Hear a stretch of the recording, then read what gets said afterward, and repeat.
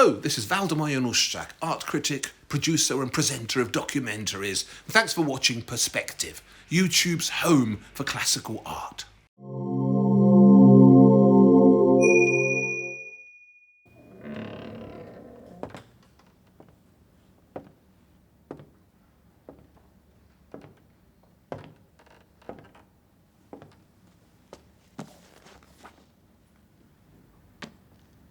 Everything has its beauty, but not everyone sees it. Confucius.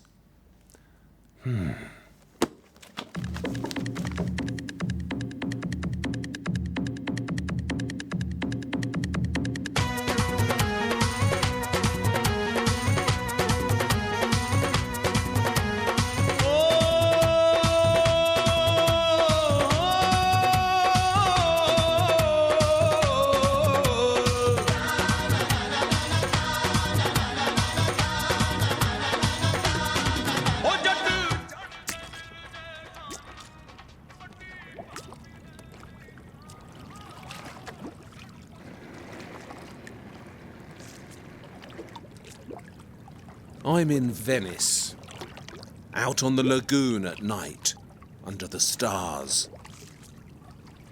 It's a night for big thoughts, and believe me, I've been having them. Let's say there's a terrible fire in my house, and everything's burning. I've got time to save one thing. My Damien Hirst painting, or my wife. Which one would it be? Don't worry, of course I'd save my lovely wife. But you weren't sure, were you? There was a moment of doubt. And that's because art is so important.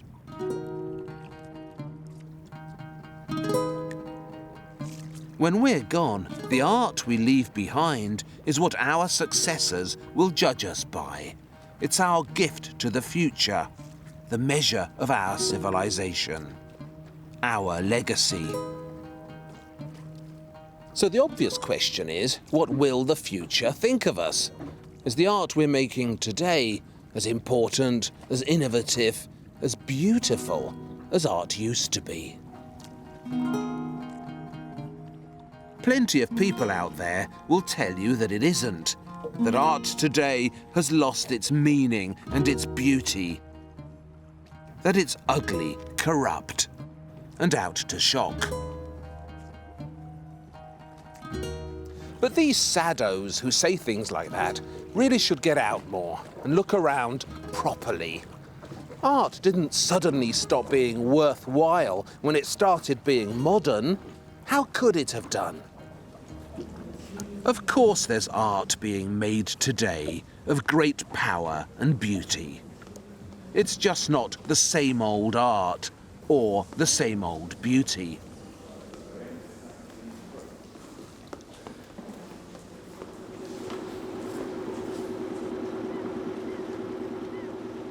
I'm here to defend the art of today and to find beauty in it. And the battleground I've chosen is Venice, this mysterious confluence of artistic possibilities. I love this Venetian lagoon. It's so empty. No details, no incidentals, just this gorgeous, hazy atmosphere of nothingness.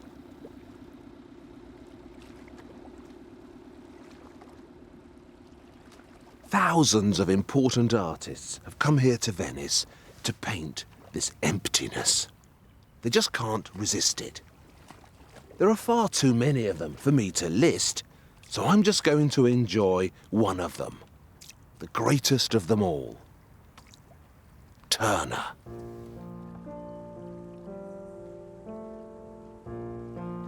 Turner adored Venice because of the light, of course. That's why everyone adores it. What he particularly liked was this cosmic haziness that you get on the Venetian horizon. The lack of a proper division between the sky and the sea. This all-embracing emptiness.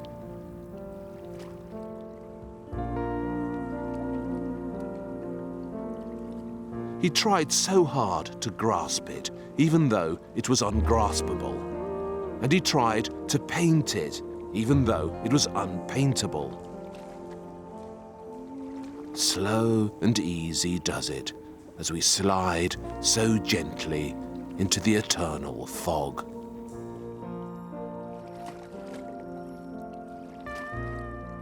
This appetite for cosmic nothingness that Turner had is on the increase. The artists of today are keener than they ever were to capture this wonder-filled beauty of emptiness. Here's the Japanese photographer Hiroshi Sugimoto, whose art celebrates the most basic of divides. I can't look at Sugimoto without remembering a few lines from Genesis in my old Bible. And God said, "Let there be a firmament in the midst of the waters, and let it divide the waters from the waters." And it was so.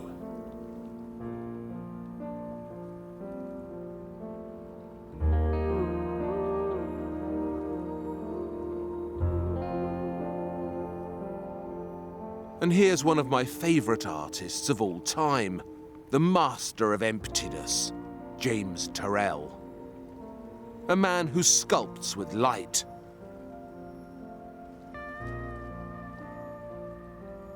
Turrell's art transports you from a prosaic modern reality to a glorious-filled twilight, where everything is mysterious and everything is cosmic.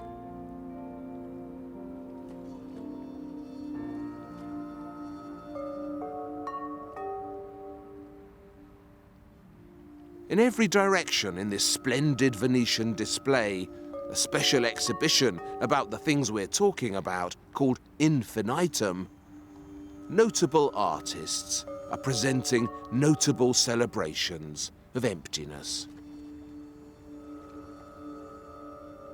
This beautiful coloured vacuum seems to be sucking us up.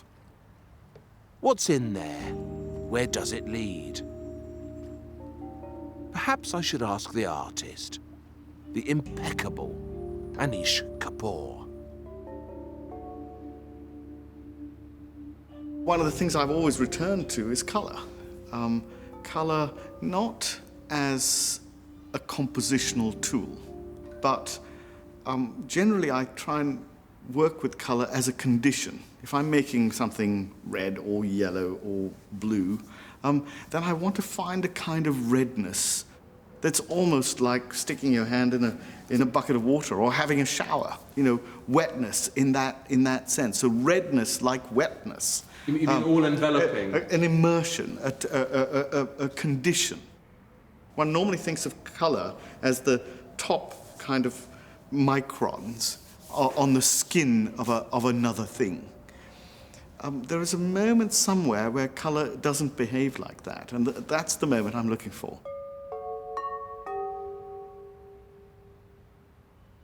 We filmed the yellow piece. I took great care about filming it, and I found it intoxicating almost after a while. I mean, that's the quality that colour has, isn't it? I mean, it can actually take you to something very close to a kind of intoxication, a trippiness. Yeah, I mean, it can be psychedelic, in other words. But I think the quality that we identify with that has to do with time.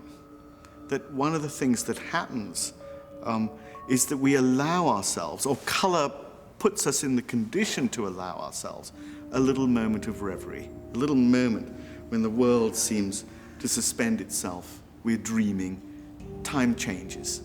And when time changes, however brief, conditions alter, something else happens. That's what one's looking for as an artist, really, is that little transformative moment of change. And colour does it amazingly.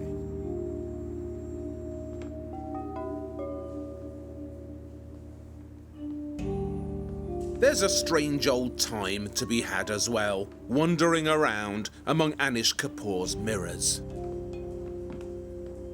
I'm over here. No, I'm over here. This is me. No, this is me. Reality is being stretched like cling film into a tight new surface.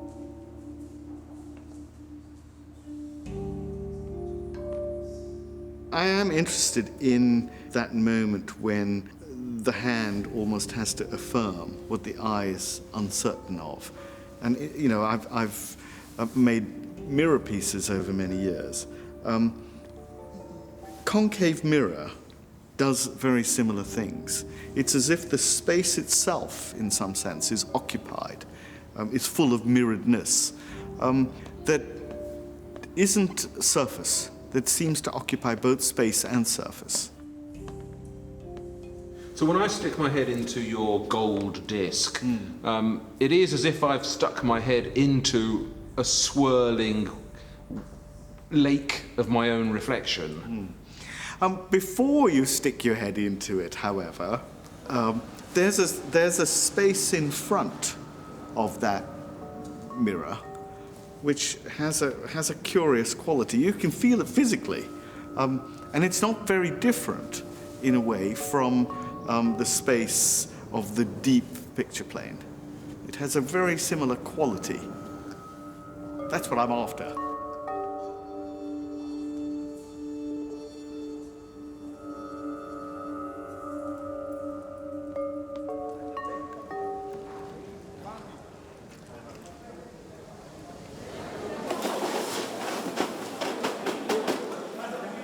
One artist we have to tackle because he's so fully of his times and because so many people are so suspicious of him is Damien Hirst. Damien likes death. He likes carcasses and skulls, blood and gore. And the temptation is to see all that as something new and sensational. But if you look back at art's past, if you wander around the Louvre, for instance, in Paris, you'll see that blood and gore, shock and death are nothing new. In fact, they're very traditional.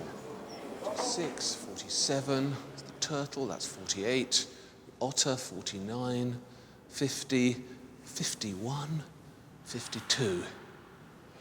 Try to count the corpses in that picture. Go on, add them up. I make it 50, 60, there could be more. It's a scene of mass animal genocide. And when you've finished with that one, have a look at this and count those dead bodies. 20, 30, it's hard to tell in all that blood and gore.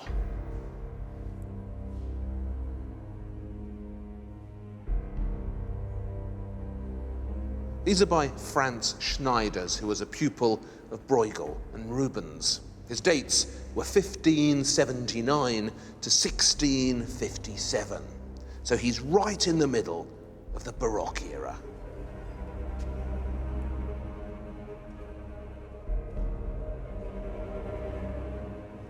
Schneiders, as you can see, specialized in corpses. The slitherier, the better. If someone could have found him a dead shark, he would certainly have painted it in all its mucky and mucousy wetness. Schneiders would have loved that, and he wasn't alone. Throughout the 16th, 17th, 18th, and 19th centuries, artist after artist painted animals in pain, dead and dying. It's a mass artistic extinction. All these corpses, all this blood. Why, in God's name, was death so popular?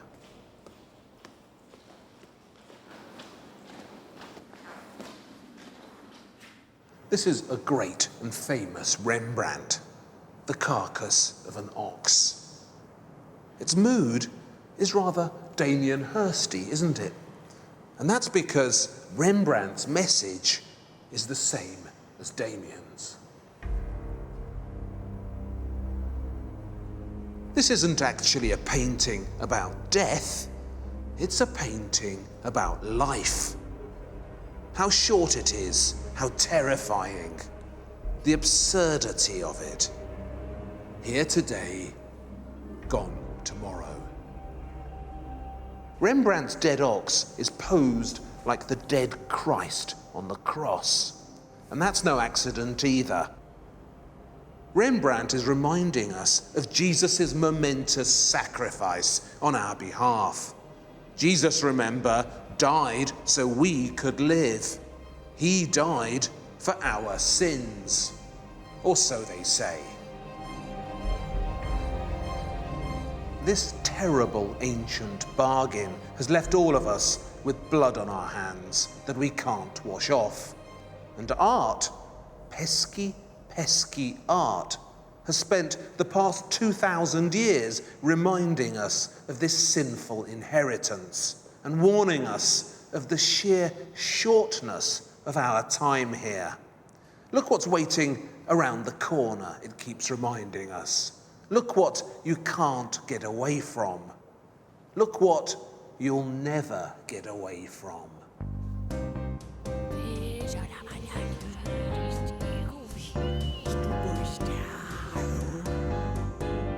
These discarded animals were painted by Haim Soutine, an underrated 20th century expressionist.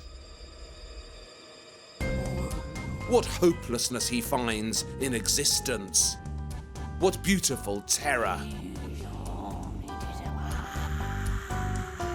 I've always wanted to make a film about Soutine, but no one will commission it. Too dark, they say. Too harsh. Too gloomy.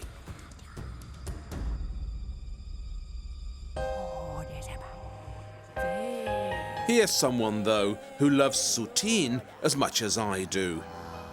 He's a hardened expert on death. Damien Hirst.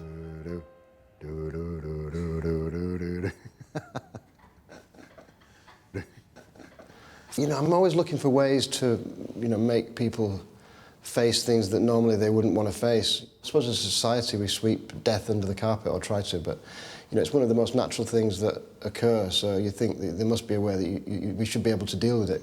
So I think that, to look at that kind of horror, like decaying flesh, it's actually got amazing colours in it, like purples and greens and yellows, and you can't look at it mainly because of the smell. So if you remove the smell, you can actually look at it and... So you're consciously showing people kinds of beauty that they would have missed or that repulses them or something?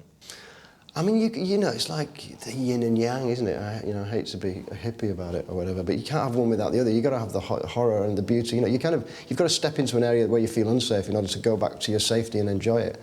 But, you find a beauty in the most unlikely places. I once saw a cow slaughtered in Turkey when I was on holiday once, and they cut its throat in the sun, and it's like the blood comes out, and it's like unbelievably day glow, like the colour of a fire engine. It's just such bright red, and you just really don't expect it. And that, that colour, it assaults your senses without really giving you time to think. So I think to do that into a painting, you're almost like, you're hijacking people, or you're tricking them into facing things that, they might not want to face. But I think the things that, if you don't think about those kind of things, it means that you don't have as full a life. The inside of a mouth, the kind of red of the inside of an infected mouth looks like emeralds and rubies and things like that.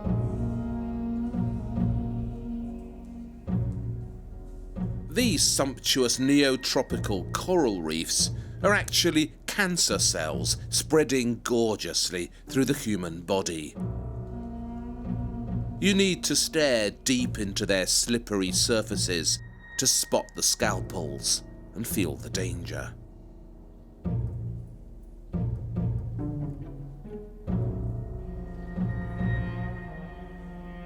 And Hirst's beautiful butterflies, with their tragic 24-hour lifespans, are having their moment in the sun.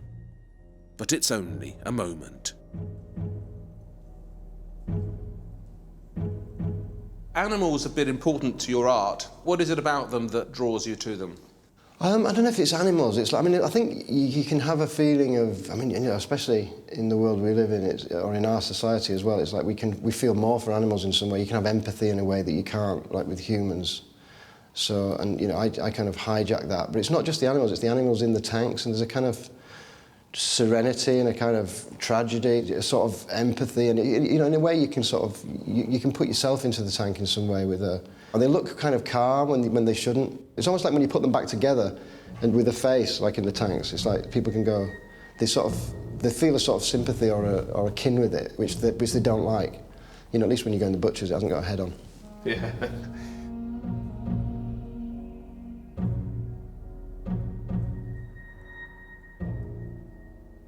As an artist, I think you look for universal triggers. I mean, there are questions really for me, there are not answers. And I think, you know, the questions of beauty, of taste, of, you know, immortality, of love, of God, all those things, you know, they're only questions, and they just revolve round and round. I mean, like I made a sculpture called "And the Lord God Made Them All," which is all animals in a big glass case, skeletons, and I had an argument with the collector because I said I didn't believe in God, and they said, yes, you do. You know, and it's like, because it's called "On the Lord," he said, you made that piece, so of course you believe in God. So, but you know, I want somebody who believes in God to be able to react to it, but also somebody who doesn't believe in God.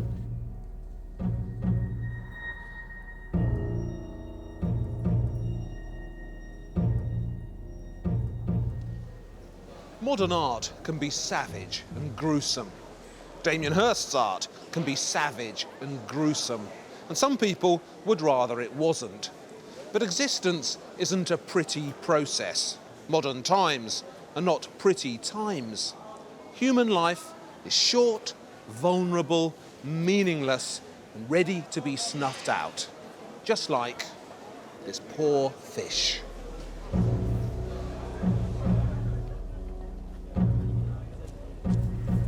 Finding value and beauty in this short and meaningless existence of ours has been one of art's most traditional tasks. And perhaps even its toughest assignment.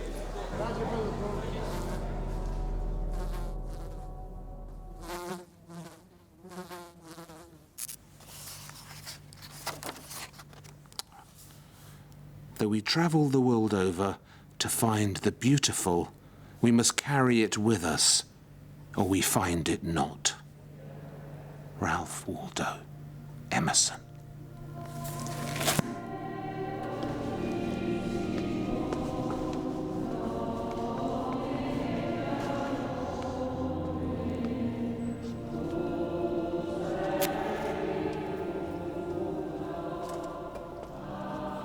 A sad mass in Venice. Sad because this church would once have been packed and thriving. Now it's empty and faded. But I welcome the emptiness. It sets an appropriate mood and gives us more time to look up and admire what's up there.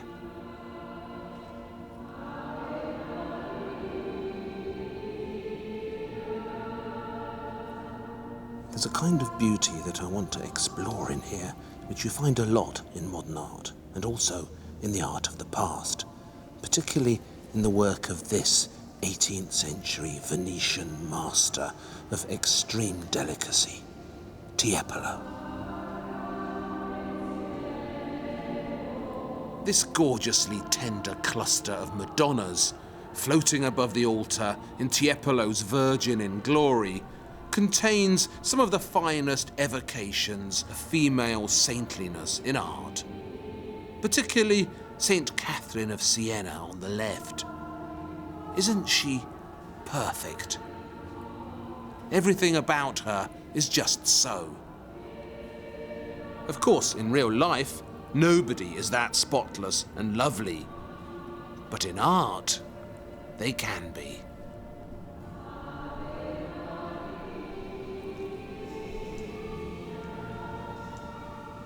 This is my mother, by the way. This is the photo she had on her pension card when she died. It's not very flattering, but I carry it round with me anyway to remind me of her. The reason I wanted to show it to you is because if I close my eyes and conjure up my mother in my imagination, she doesn't look like this.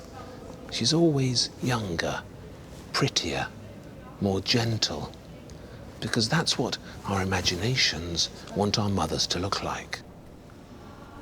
And that's what Tiepolo's painted here, a vision of motherhood based not on facts, but on hopes and yearnings. But we're not here to find out about Tiepolo. We're here to explore beauty in modern art. And that's why I've brought you to this plain-looking doorway in Venice and into this lightly melancholy show, a rumination upon motherhood mounted by the magnificent Yoko Ono.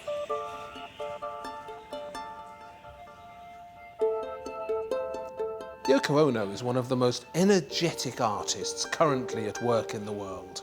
She's 76 now, but she's constantly busy. There's probably a Yoko Ono exhibition somewhere near you right now.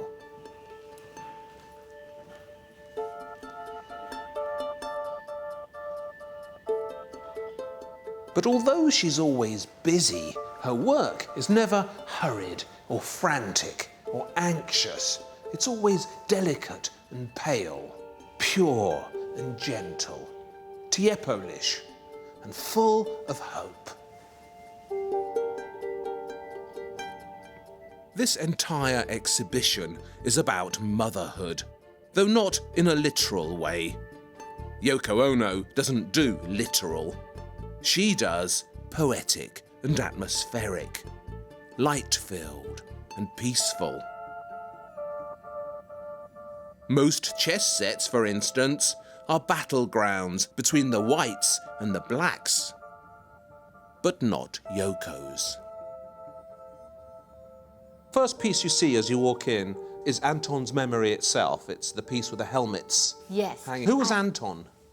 Anton is a guy, and this guy has a kind of a male memory, which was a memory of his father, maybe. But I mean, that period, like the First World War or something.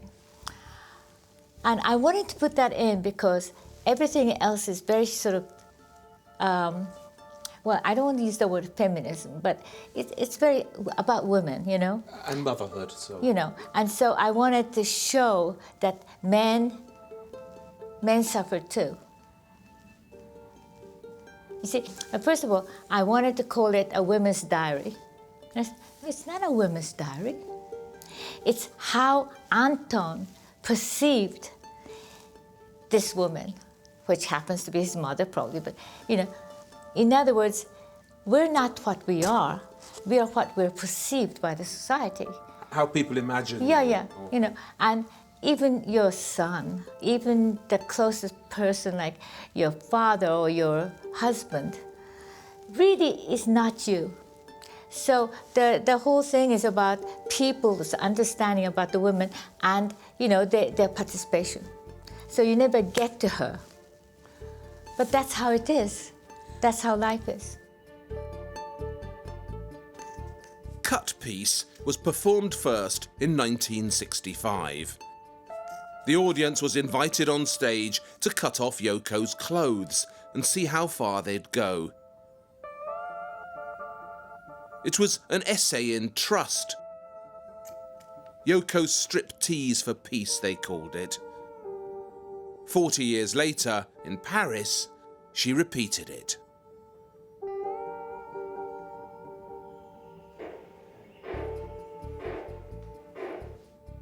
This is a piece called Freedom. It's about Yoko trying to rip off her bra. Music by John Lennon.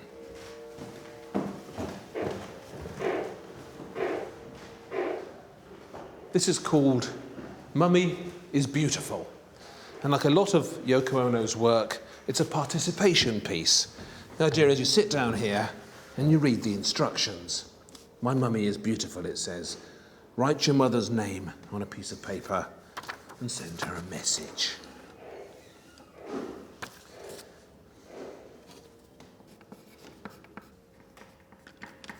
And when you've written your message,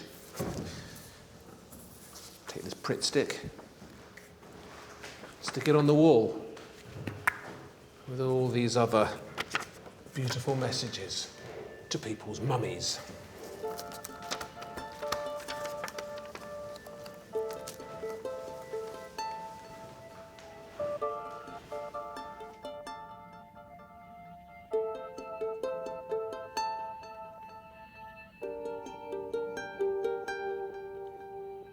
I admire very much your faith in the power of art. It gives me hope as well. But it wasn't always like that. People used to say, oh, what's Yoko Ono doing again? She's crazy, she's doing all these things, it'll never work. You used to annoy them, but here you are all this time later and you're still doing it. You see, the thing is, you're sort of equating the reaction of the people and the value of their work. It's a totally different thing. No matter what people say, when the work is created, that has a vibration that they cannot kill. And that vibration is going to be covering the earth and changing the earth, heal the earth, and bring world peace. And I really think that this planet is going to be a planet of music and art.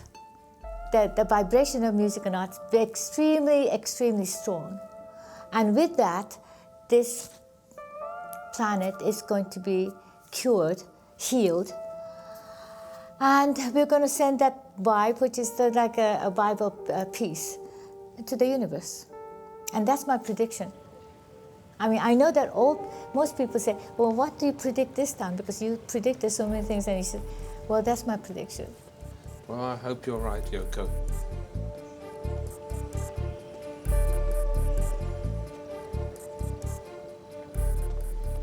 Yoko Ono has lived half of her life in the shadow of John Lennon. That's her fate, and she's never going to escape it. But she was an important artist before she met John, and she's still an important artist now. She gave him hope, and that's what she gives us as well. And I can't think of a more beautiful or more precious gift than that.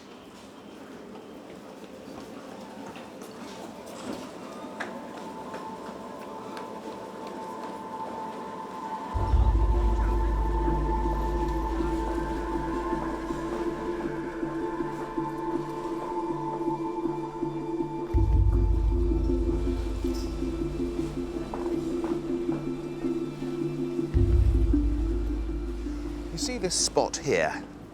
I'm obsessed with it. Whenever I come to Venice, which is as often as I can, I stand on this spot and I think of Canaletto. Because this modest location is the setting for my favourite painting by the great Venetian inventor of the postcard view. It's changed, of course, for the worse. It's grown rather grubby.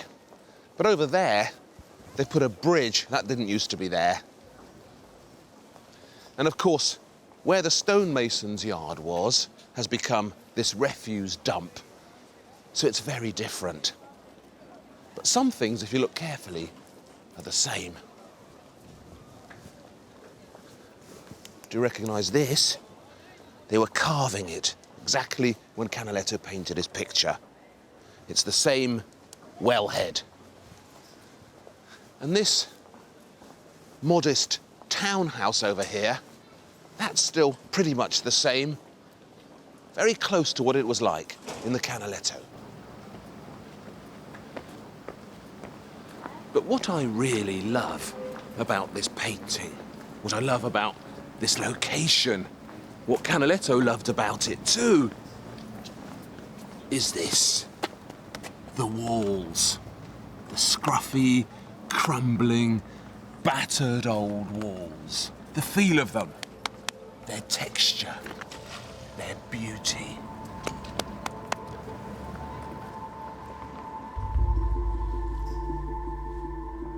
Canaletto's painting is making the point that you don't have to be new and perfect to be beautiful. You can be bashed up and scruffy and even plain, and your textures can still be ravishing. It's one of modern art's most encouraging messages. When time batters you, it doesn't make you ugly.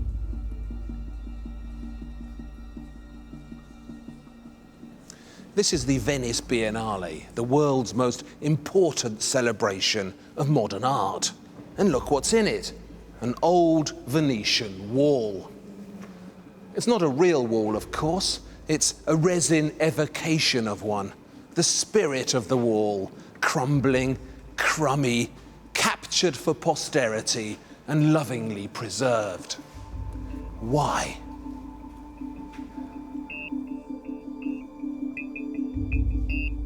I tracked down the artist, Jorge Otero Palos, to his hood in New York. He was neater than I expected, smarter and smoother. But the surfaces he prefers are rough and aged and lumpy. What you're looking at is the last dirty wall of the Doge's Palace in Venice. The Doge's Palace is a very important monument, as you know, in Venice, and it was currently being cleaned to satisfy the tourist gaze. And this particular wall is a wall that is off view from tourist flow, so it's a wall that nobody wanted to clean. And so I decided to use it because it has a record of the last 150 years of pollution in Venice. It is the last wall to have that record on it. So what you're saying is that because Venice has been cleaned up so much, there's almost nowhere left where you can read, as it were, the recent history of the city on the walls. Precisely, because we expect to see the monuments of the world taken care of, and for most of us that means to see them clean. Jorge covered the last unrestored wall in Venice with a latex skin and then gingerly peeled it off to reveal this perfect copy of the original, with its characterful ancient surfaces and its beautiful pollution. Pollution is our most important product as a modern civilization. It is the thing that we produce the best, the most of. It is everywhere. And nevertheless, we have taken it upon ourselves to eliminate all traces of it. And I think part of our history gets erased when we clean buildings. And it's that history that I would like to save. The finished artwork has a very haunting presence. It's as if this sort of ghostly wall has appeared somewhat magically within the Biennale. Well, I had nothing, in a sense, to do with it. I just simply transferred it onto latex. It was 150 years of the action of the weather and of pollution that produced that.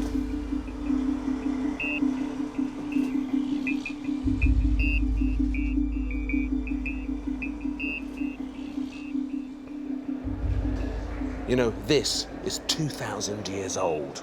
Chinese, Qin dynasty, or maybe Han. It's so lovely and earthy. And I'm going to drink from it as I communicate via the magic of television with the great Carl Andre. Carl is happy to be interviewed, but he doesn't want his face to appear. So you'll just have to imagine him as we enjoy the solemn and noble textures of his sculpture. Because Carl Andre is the poet of textures, the balladeer of the banal. My father was a draftsman and designer of freshwater and sanitary plumbing for ships, and there were all kinds of metals lying around, essentially. And, you know, they didn't keep track of the cutoffs and the remnants. And my father would just go down in the yard and maybe hit a bottle of scotch and say, is this stuff in the bin being thrown out? And they'd just say, take your pick. We don't care what happens to it. So did you make things with these cut-offs that your father brought home? Or? Well, very early on, I realized that cutting, bending, sawing, all that stuff just destroy the material as far as I was concerned. So I learned just to leave it alone, but not ever forming, bending defacing them, from my point of view.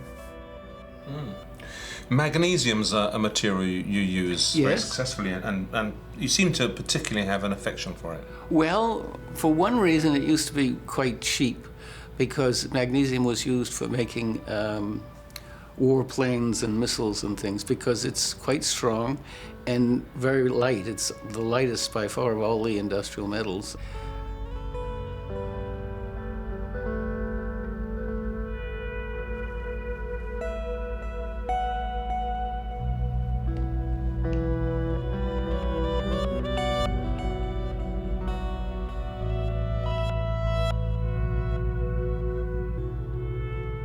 A lot of people would say that these are not nice materials, that they're just trash, they're offshoots. Well, lots of people are fools. I mean, to me, all materials are interesting. People in this country are almost completely matter blind. They don't know what things are made of.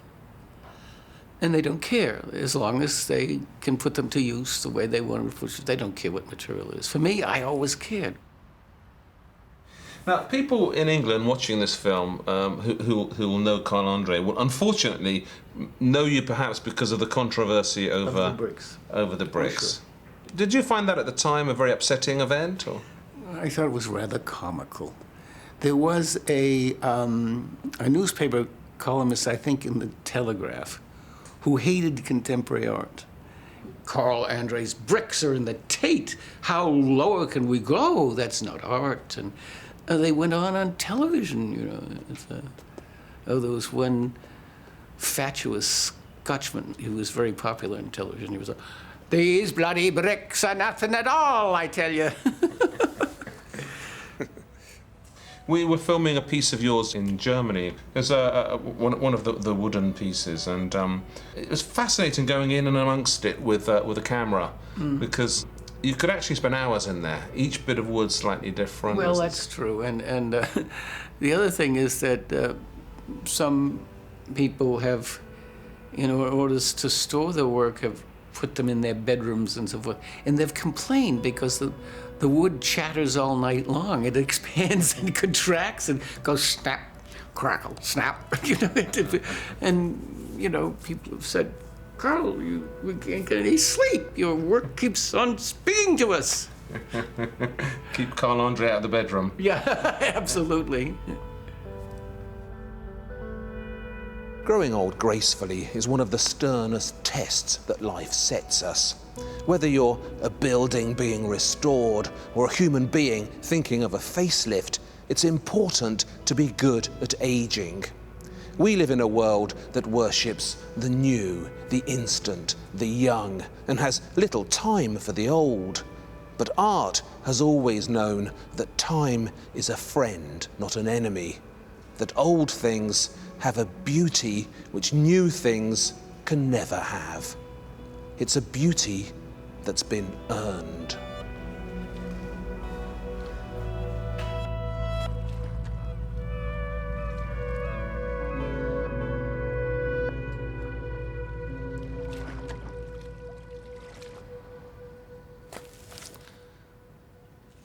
Remember that the most beautiful things in the world are the most useless. John Ruskin.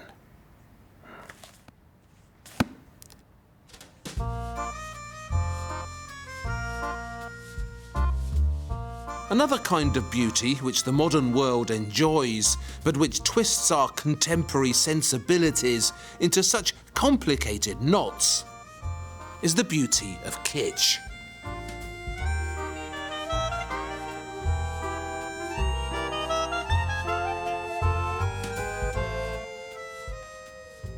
Kitsch is extremely difficult to define.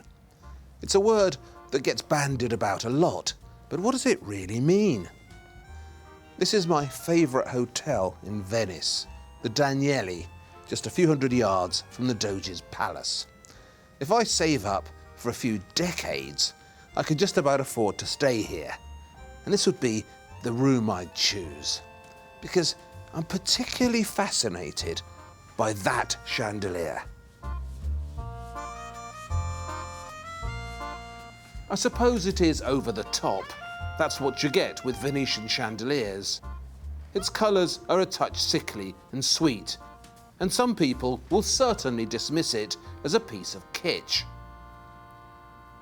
But I like it, and I like it in a way that seems to have quotation marks around it, as if I like it despite what it is.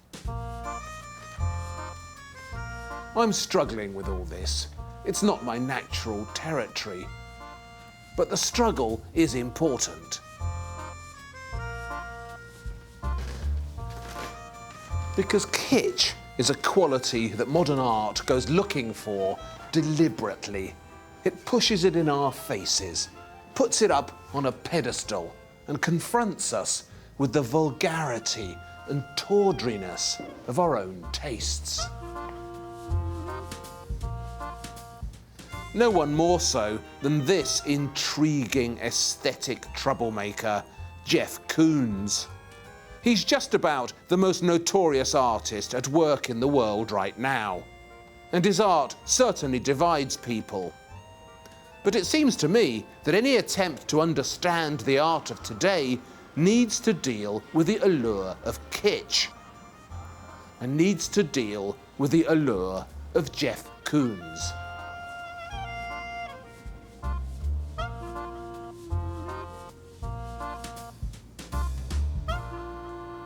I really don't like the word kitsch. And because, for me, it's really a judgmental word. It's creating like a hierarchy of things. I believe in acceptance, and the highest state, the highest realm that art can take you is to acceptance of everything. So kitsch is really, it's a way of segregation. It's a way of belittling something. It's much better in life to be open to everything. People, like to make some form of judgments in their life. It's a kind of a sense of grounding of themselves. But all of these forms of judgment, of whether you accept something or don't accept something, these externalized things really have to do with acceptance of self and of others. And so it's not about being open to an object that's maybe out of porcelain or glass or a certain image. At the end of the day, it all comes down to acceptance of other people. There's really kind of no agenda other than the only way that I know about entering the realm of art is to just follow your interests and to focus on them. And that's the only thing that I do. There's nothing else that you can do in life.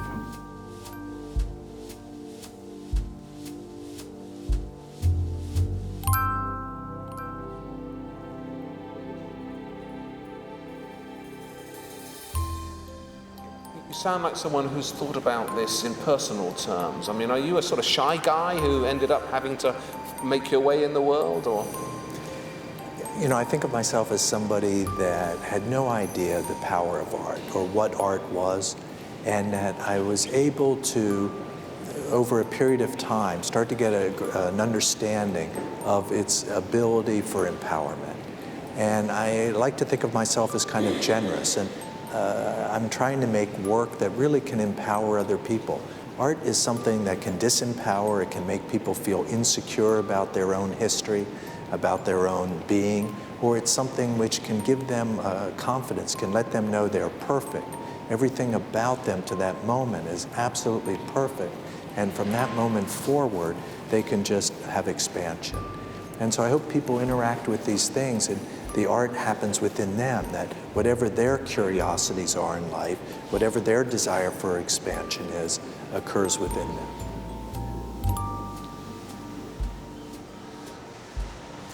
Talking to Jeff Koons is a tricky business.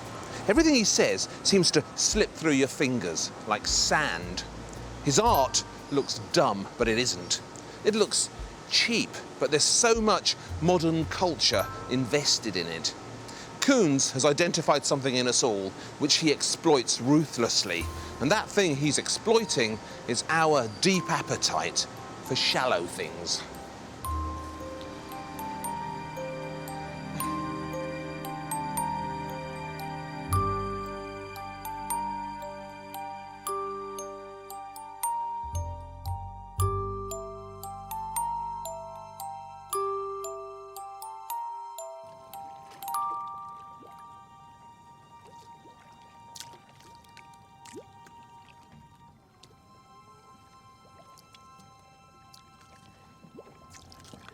It's so beautiful out here tonight.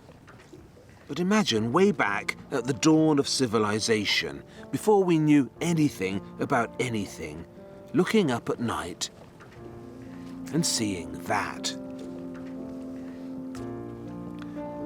How totally mysterious it must have seemed.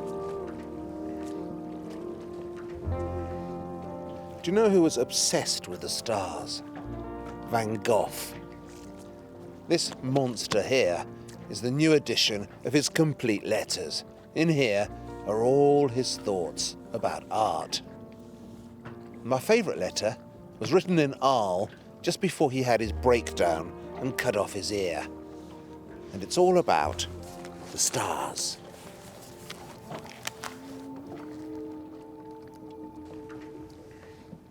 For Vincent, the stars were the souls of dead poets. So while you're alive, you can't reach them. So Vincent, in this haunting letter, makes an extraordinary suggestion.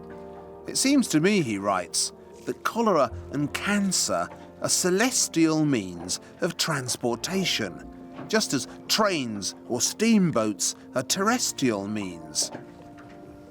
To die peacefully of old age is to go there on foot. So what he's saying is that the quickest way to reach the stars is to commit suicide. Suicide is the bullet train to eternity. It's a darkly beautiful thought, tragic, a touch insane. And it explains why Vincent painted the stars so magnificently. But how did he actually do it? If you think about it, painting the stars involves painting in the dark. And this was the age before electricity, remember. So Vincent attached a ring of candles to his favourite straw hat. And by the light of those flickering candles, he painted his starry, starry nights.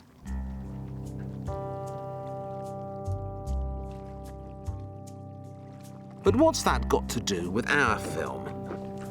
Well, the modern age has no such technical problems with darkness. If anything, our world is overlit, which is perhaps why some of our best modern art is set in the deepest dark, and why the beauty of the night is something our age is very hungry for.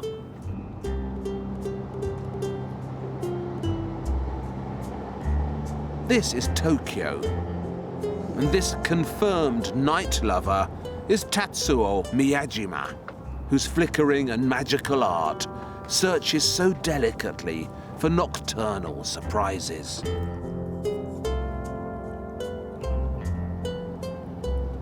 We're standing in front of a really beautiful view, which is Tokyo at night. Is this something which inspired you? Yes, so this type of the beauty, I like that. But also I like nature, so like a star in the sky.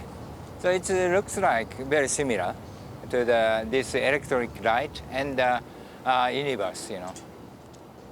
Tokyo at night, in my opinion, is particularly beautiful. There's a relationship with electronics and the artificial in Japanese culture that's kind of ease with it. Is that correct? Yes, so after the Second War, so we have lots of electronic production. And so maybe make some sense of the beauty. That's why. So this kind of the beauty, the electric light, it's like, for me, it's very natural. Because you grew up in it? Yes, I think so. On the tiny island of Naoshima, in a private art temple, Miyajima has created the Sea of Time. Each of the flashing digits represents one of the island's inhabitants. The slow-moving ones are the old-timers. The quick flickerers are the youngsters and the kids. Each number is the human being life. Yeah. So the born and the changing and the moving and death and come again. So it's like a reincarnation.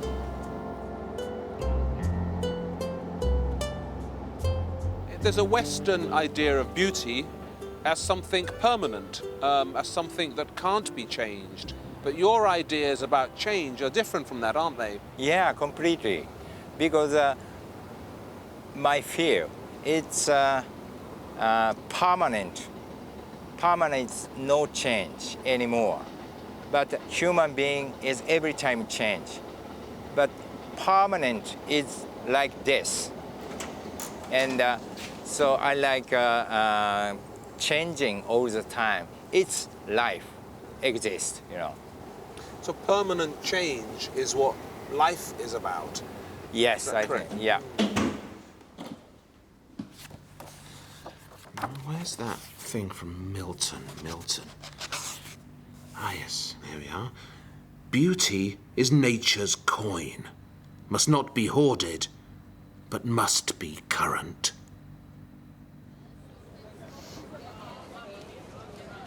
You know what our problem is? We know too much. We live in a world that's been understood too well, measured, analysed, picked over, till there's no mysteries or secrets left. And I think we miss them. Scientists today can probably tell you exactly how many atoms I have in my body. But they'll never be able to tell you why Maurizio Catalan stuck half a horse to the top of that wall. Or why Rachel Whiteread has made all these beautiful casts of all these empty spaces underneath all these chairs. Or why Anish Kapoor keeps firing off his cannon.